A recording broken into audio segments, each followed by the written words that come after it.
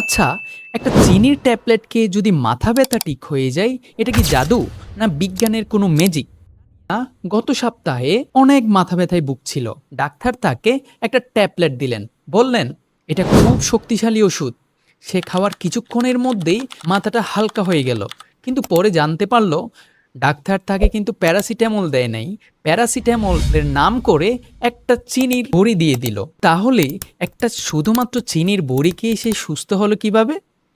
এই ঘটনাটাকে মেডিকেলের ভাষায় বলে প্লাসেবো ইফেক্ট। যখন আমরা কোনো চিকিৎসা বা ওষুধকে মনের মধ্যে খুব বিশ্বাস করি, তখন আমাদের মস্তিষ্ক নিজে থেকে ডোপামিন বা এন্ডোরফিন নামক কেমিক্যাল নিঃসরণ করে, যেটা অটোমেটিক্যালি আমাদের ব্যথাগুলো কমায় এবং শরীরকে প্রশমিত করে আমাদের ভালো লাগাটা তৈরি করে। অর্থাৎ শুধু বিশ্বাসেই শরীরের রেসপন্সটা বদলে যায়। এখন এই প্লাসেবো ইফেক্ট কি বারবার কাজ করবে?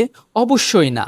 প্লাসেবো ইফেক্ট ক্ষেত্রবিশেষে অনেক রোগীর সেটা মস্তিষ্কের এবং বিশ্বাসের উপর নির্ভর করে।